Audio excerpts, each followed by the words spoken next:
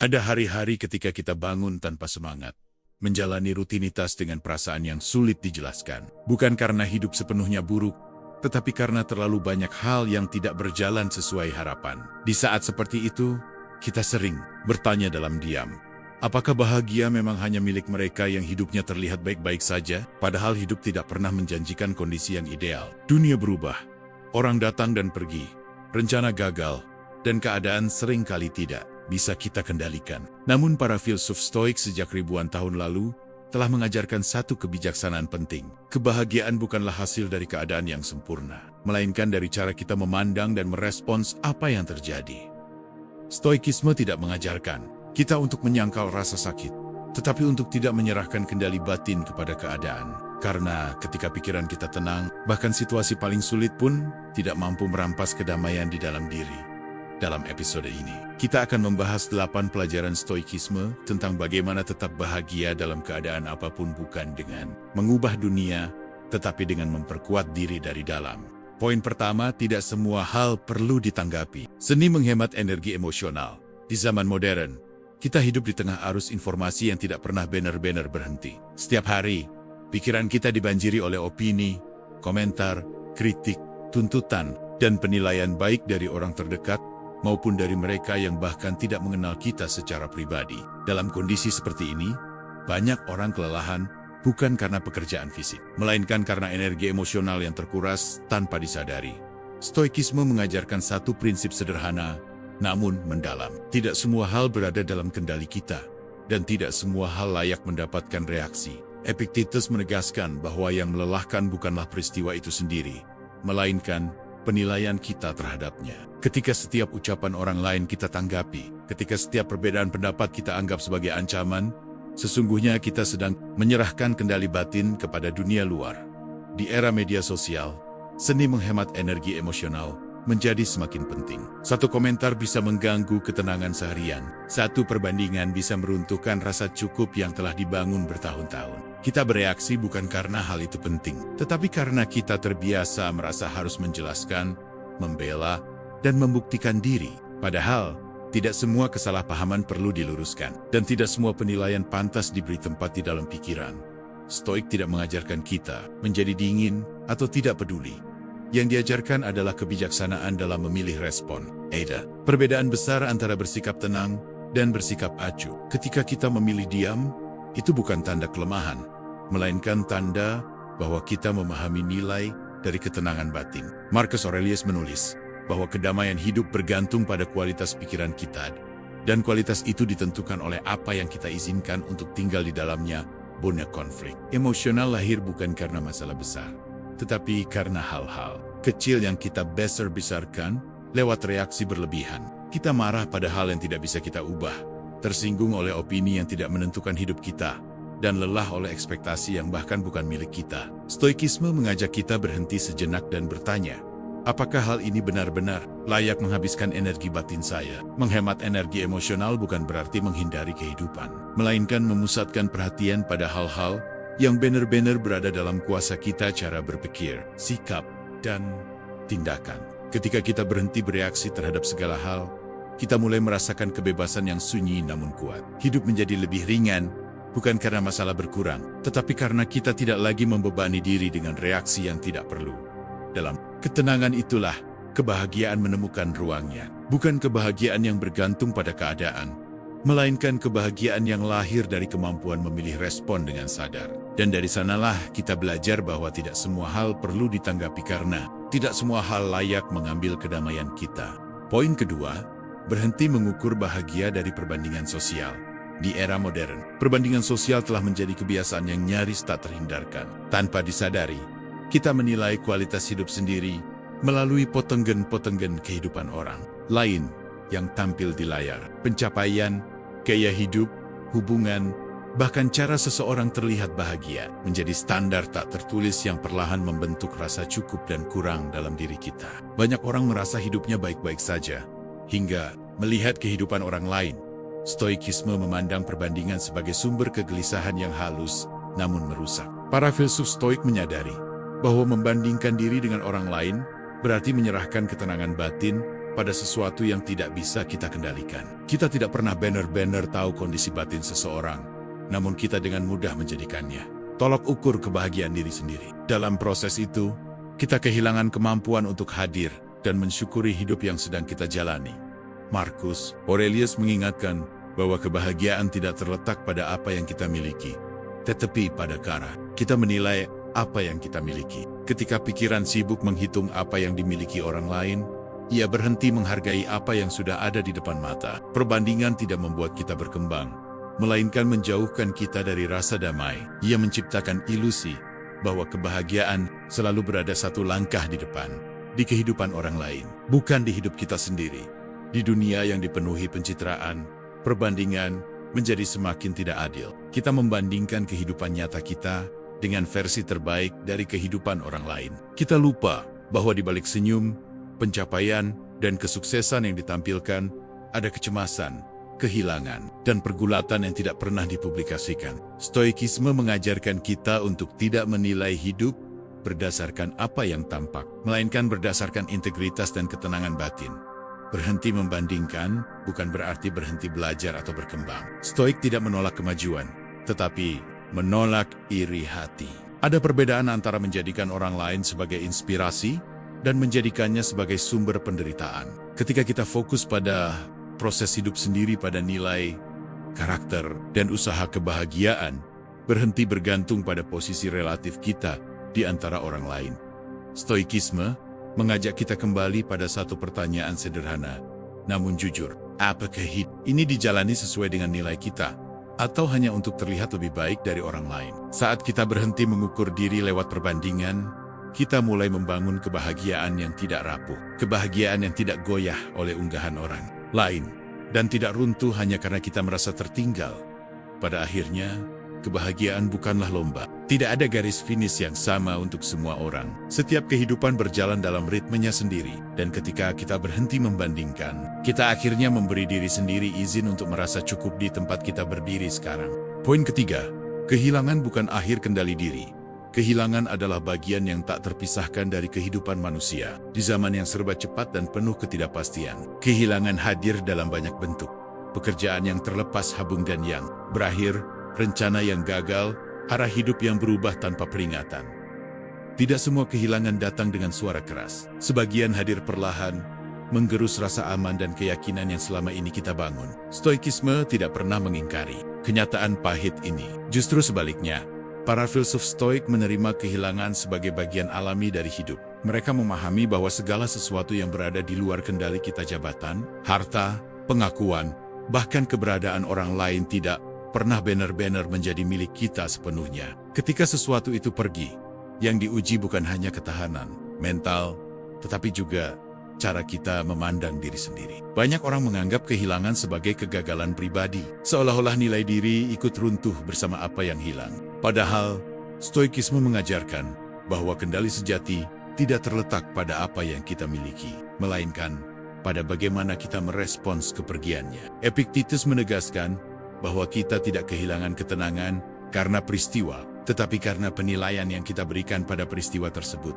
Dalam kehidupan modern, kehilangan sering terasa lebih menyakitkan karena kita dibesarkan dengan narasi bahwa stabilitas adalah jaminan. Ketika realitas tidak sesuai dengan narasi itu, kita merasa dikhianati oleh hidup. Namun Stoikisme mengajak kita untuk berdiri di atas pijakan yang lebih kokoh, menerima bahwa perubahan adalah hukum alam, dan ketidakpastian bukan musuh, melainkan bagian dari perjalanan manusia. Stoik tidak melarang kesedihan. Mereka memahami bahwa berduka adalah respon manusiawi. Yang ditolak adalah larut, hingga kehilangan kendali batin. Ada perbedaan antara merasakan duka dan membiarkan duka menguasai seluruh arah hidup. Dalam ruang, itulah Stoikisme, menawarkan kekuatan sunyi, kemampuan untuk tetap waras, tetap bermartabat, dan tetap setia pada nilai diri. Bahkan ketika hidup sedang runtuh, kehilangan juga mengajarkan batas antara apa yang bisa kita jaga dan apa yang harus kita lepaskan. Saat sesuatu pergi, kita dihadapkan pada pilihan: terus menggenggam masa lalu yang tak bisa kembali, atau menggunakan energi batin untuk membangun ketenangan di masa kini. Stoikisme memilih yang kedua, bukan karena tidak peduli, tetapi karena memahami bahwa hidup hanya bisa dijalani ke depan. Pada akhirnya, kehilangan bukanlah akhir dari kendali diri. Ia justru menjadi momen ujian paling jujur tentang siapa diri kita sebenarnya. Ketika segalanya berkurang, yang tersisa adalah karakter. Dan di sanalah stoikisme mengajarkan bahwa selama kita masih mampu memilih sikap dengan sadar, kita tidak pernah benar-benar kehilangan diri kita sendiri. Poin keempat, tenang di tengah tekanan untuk selalu berhasil. Di dunia modern, keberhasilan bukan lagi sekadar tujuan, melainkan tuntutan. Sejak usia muda, banyak dari kita dibesarkan dengan keyakinan bahwa hidup harus bergerak naik, pencapaian harus terus bertambah, dan kegagalan adalah sesuatu yang memalukan. Tekanan ini tidak selalu datang dari luar. Seringkali ia tumbuh diam-diam di dalam pikiran, membentuk standar yang tidak pernah benar-benar memberi ruang untuk bernapas. Stoikisme memandang tekanan untuk selalu berhasil sebagai jebakan batin, bukan karena usaha dan pencapaian tidak penting, tetapi karena menggantungkan ketenangan pada hasil adalah fondasi yang rapuh. Para filsuf Stoik membedakan dengan jelas antara apa yang berada dalam kendali kita dan apa yang tidak. Usaha dan integritas berada dalam kuasa kita. Sementara hasil akhir selalu dipengaruhi oleh banyak faktor di luar kendali manusia. Dalam kehidupan modern, kegagalan sering disamakan dengan ketidakmampuan. Satu kesalahan bisa membuat seseorang merasa tertinggal, tidak layak, bahkan kehilangan arah. Namun stoikisme mengajarkan bahwa kegagalan bukan ukuran nilai diri. Marcus Aurelius menekankan bahwa manusia bernilai bukan karena apa yang ia capai, tetapi karena bagaimana ia bertindak saat menghadapi rintangan. Ketika kita menilai diri hanya dari keberhasilan, kita menyerahkan martabat kepada keadaan yang tidak stabil. Tekanan untuk selalu berhasil juga melahirkan kecemasan yang berkepanjangan. Banyak orang bekerja tanpa henti, bukan karena cinta pada proses, tetapi karena takut dianggap gagal. Dalam kondisi seperti ini, hidup berubah menjadi perlombaan tanpa garis akhir. Stoikisme mengajak kita keluar dari ilusi itu dengan mengembalikan fokus pada hal yang esensial, melakukan yang terbaik dengan pikiran jernih, lalu menerima hasilnya dengan lapang. Bersikap tenang bukan berarti menurunkan standar atau berhenti berjuang. Keteguhan stoik justru terletak pada konsistensi usaha tanpa ketergantungan emosional pada hasil. Ketika kita mampu bekerja dengan sanggup-sungguh tanpa mengikat kebahagiaan pada keberhasilan, tekanan perlahan kehilangan kuasanya. Kita menjadi lebih bebas untuk belajar, memperbaiki diri, dan melangkah tanpa rasa takut yang berlebihan. Di tengah dunia yang terus menuntut lebih, ketenangan menjadi bentuk keberanian. Berani untuk tidak terburu-buru, berani menerima bahwa setiap orang memiliki waktu dan jalannya sendiri, dan berani menghargai proses tanpa harus selalu menang. Stoikisme mengajarkan bahwa hidup yang baik bukanlah hidup tanpa kegagalan, melainkan hidup yang dijalani dengan karakter yang utuh di setiap keadaan. Pada akhirnya, keberhasilan sejati bukan terletak pada seberapa tinggi kita melangkah, tetapi pada seberapa tenang kita tetap berdiri, bahkan ketika hasil tidak sesuai harapan. Dan di sanalah stoikisme memberi kita kebebasan. Kebebasan untuk berusaha dengan sungguh-sungguh, tanpa kehilangan diri sendiri. Poin kelima, bahagia tanpa menunggu hidup menjadi ideal. Banyak orang menjalani hidup dengan satu penundaan yang tak pernah disadari. Kita menunda bahagia hingga keadaan terasa lebih aman, lebih mapan, dan lebih sesuai dengan gambaran yang kita anggap ideal. Kita berkata pada diri sendiri bahwa kebahagiaan akan datang nanti setelah masalah selesai, setelah keadaan membaik, setelah hidup terasa utuh. Tanpa sadar, penundaan itu berubah menjadi kebiasaan batin yang melelahkan. Stoikisme menantang cara berpikir ini secara mendasar. Para filsuf Stoik memahami bahwa hidup tidak pernah benar-benar mencapai kondisi yang sempurna. Selalu ada hal yang kurang, selalu ada tantangan baru, dan selalu ada ketidakpastian yang menyertai perjalanan manusia. Menunggu hidup menjadi ideal berarti menunggu sesuatu yang pada dasarnya tidak pernah dijanjikan oleh kehidupan itu sendiri. Di dunia modern, ilusi tentang hidup ideal semakin kuat. Kita disuguhi gambaran bahwa kebahagiaan identik dengan stabilitas, kesuksesan, dan keteraturan yang rapi. Padahal kenyataan sering berjalan berlawanan. Hidup datang dengan jeda yang kacau, rencana yang tertunda, dan arah yang berubah. Stoik mengajarkan bahwa kebahagiaan tidak ditemukan di akhir perjalanan, melainkan dalam sikap kita saat menjalaninya. Marcus Aurelius menulis bahwa manusia menderita lebih banyak dalam imajinasi daripada dalam kenyataan. Kita merasa tidak bahagia bukan karena keadaan yang sedang kita alami, tetapi karena pikiran terus membandingkannya dengan versi hidup yang seharusnya. Ketika pikiran terjebak pada nanti dan seandainya, kita kehilangan kemampuan untuk hadir dan merasakan apa yang sebenarnya sedang terjadi. Bahagia tanpa menunggu hidup menjadi ideal bukan berarti menolak perubahan atau berhenti berharap. Stoik tidak mengajarkan kepasrahan yang pasif, melainkan penerimaan yang aktif. Kita tetap boleh berusaha memperbaiki hidup, tetapi tanpa menunda rasa damai sampai semuanya sempurna. Dalam stoikisme, kebahagiaan adalah kualitas batin, bukan hadiah dari keadaan. Banyak orang merasa hidupnya belum pantas untuk bahagia, karena masih ada masalah yang belum selesai. Namun stoikisme mengingatkan bahwa masalah adalah bagian dari hidup, bukan gangguan sementara. Ketika kita menunggu hidup bebas dari masalah, kita sedang menunda hidup itu sendiri. Justru, di tengah keterbatasan dan ketidaksempurnaan itulah, kebahagiaan diuji dan dimatangkan pada akhirnya. Hidup yang baik bukanlah hidup yang ideal, melainkan hidup yang dijalani dengan kesadaran. Ketika kita berhenti menunggu, kita mulai hidup. Ketika kita berhenti menuntut kesempurnaan, kita menemukan ketenangan. Dan di sanalah stoikisme mengajarkan kebahagiaan yang paling sunyi, namun paling tahan lama, kebahagiaan yang tidak bergantung pada keadaan, tetapi bertumbuh dari dalam diri. Poin ke-6, tidak menggantungkan kedamaian pada validasi orang lain. Di zaman modern, kita hidup dalam budaya pengakuan, like, komentar, pujian dan pengakuan menjadi ukuran baru yang tak kasat mata. Namun memengaruhi banyak aspek kehidupan kita. Tanpa sadar, kita membangun nilai diri berdasarkan seberapa sering diakui, seberapa banyak diperhatikan, atau seberapa tinggi status sosial yang dipandang orang lain. Ketika validasi itu datang, hati lega. Ketika tidak hadir, rasa cemas dan kurang berharga pun muncul. Stoikisme menegaskan bahwa kebahagiaan sejati tidak boleh bergantung pada penilaian orang lain. Marcus Aurelius menulis bahwa manusia berjuang bukan karena keadaan yang sulit, tetapi karena mereka menyerahkan kendali batin kepada hal-hal di luar kuasa mereka. Validasi eksternal selalu rapuh, selalu berubah, dan tidak pernah bisa dijadikan fondasi yang stabil. Menggantungkan kedamaian pada orang lain sama saja menyerahkan hati sendiri pada sesuatu yang tidak bisa dijaga sepenuhnya.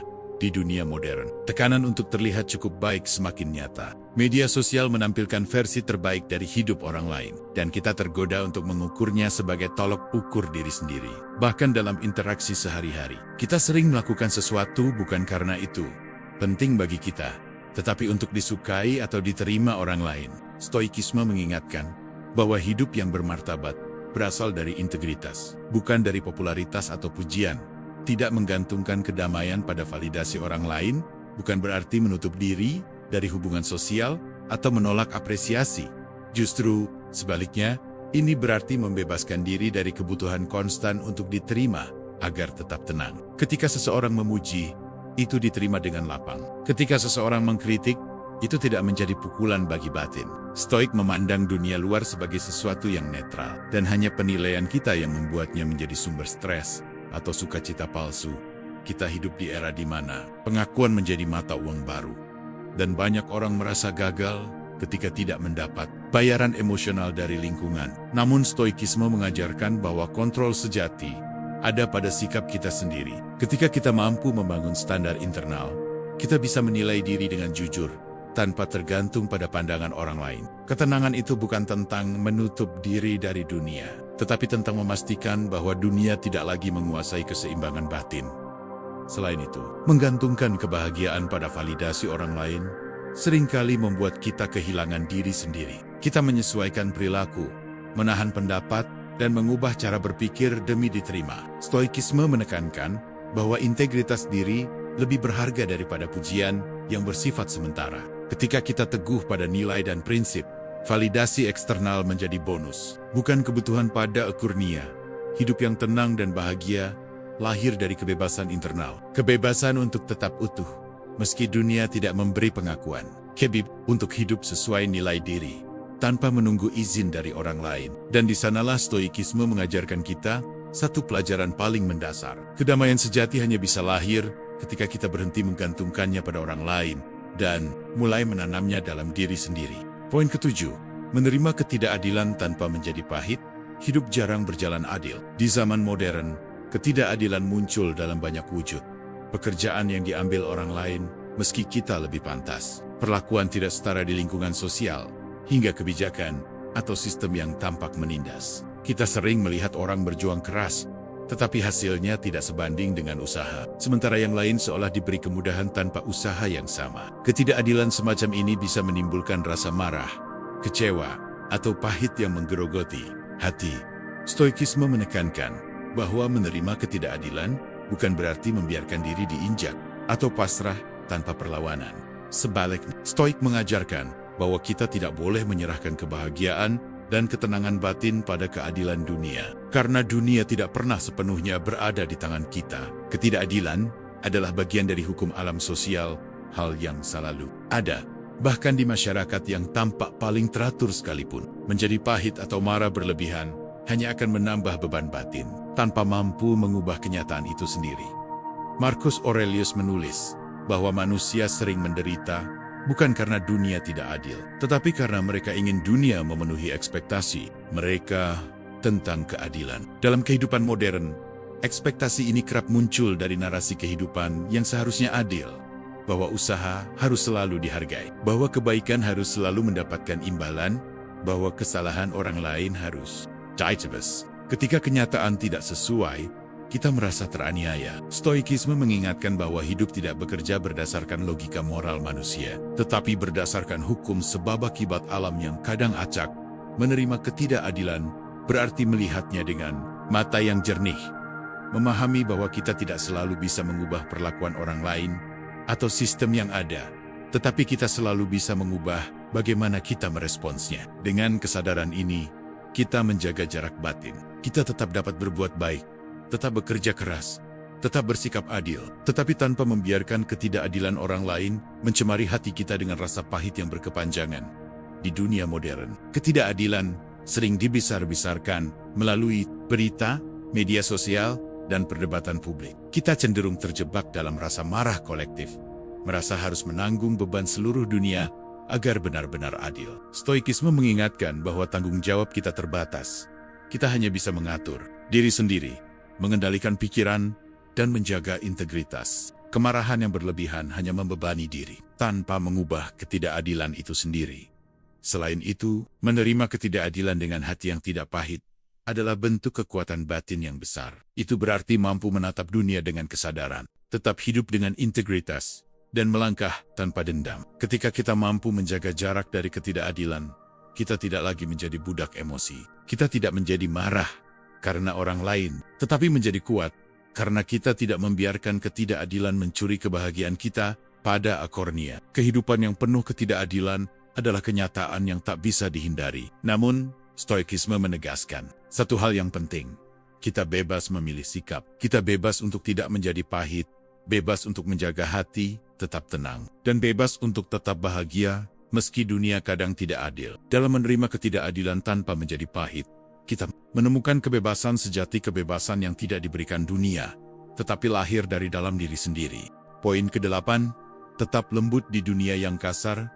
Hidup di zaman modern seringkali terasa keras. Kita dibanjiri oleh ketergesaan, kompetisi, kritik, dan tekanan yang tak henti. Di media sosial, berita dan interaksi sehari-hari, ketidaksabaran dan sinisme seolah menjadi norma. Banyak orang merasa harus menyesuaikan diri dengan kekerasan dunia ini, menjadi tangguh dengan cara menutup hati, menjadi kuat dengan mengeraskan emosi, dan membangun benteng di sekitar diri agar tidak tersakiti.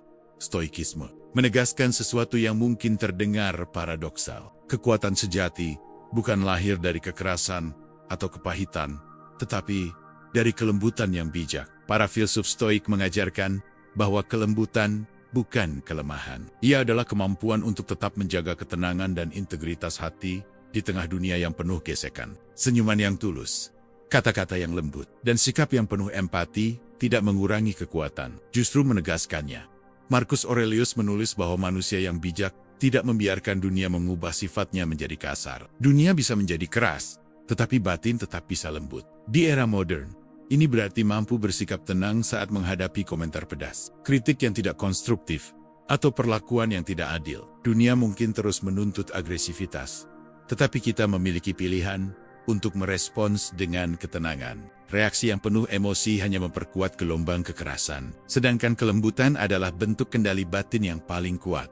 Tetap lembut juga berarti mampu bersikap manusiawi, meski orang lain tidak menunjukkan kemanusiaannya. Kita hidup di dunia yang seringkali membebani kita dengan ego, keserakahan, dan konflik. Dalam situasi seperti itu, stoikisme mengingatkan bahwa kita tetap bisa memelihara empati, menghargai orang lain, dan memilih untuk tidak membalas dengan kebencian. Kelembutan yang bijak tidak menurunkan standar moral, tetapi menegaskan bahwa ketenangan batin lebih berharga daripada kemenangan sesaat di arena pertengkaran dalam kehidupan modern. Banyak orang mengira untuk bertahan harus mengeras. Mereka menutup diri dari kritik, menahan perasaan, dan menanggalkan kelembutan sebagai perlindungan. Stoikisme menolak logika itu. Kelembutan yang benar adalah sadar, bukan pasif. Lembut, tetapi tetap tegas. Ia mampu membedakan kapan harus memberi, kapan harus menahan, dan kapan harus bersikap tegas tanpa kehilangan keseimbangan batin.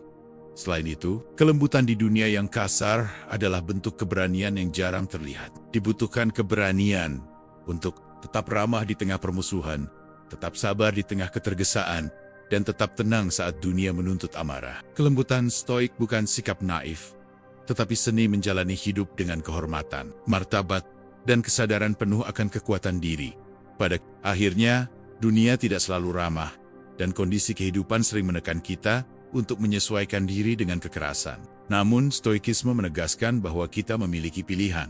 Kita bisa menanggapi dunia dengan keras, atau kita bisa tetap lembut. Dengan memilih kelembutan yang bijak, kita menjaga kedamaian batin, memancarkan ketenangan, dan menunjukkan bahwa kekuatan sejati lahir bukan dari mengeraskan hati, tetapi dari mampu tetap utuh, hangat, dan manusiawi di tengah dunia yang kasar.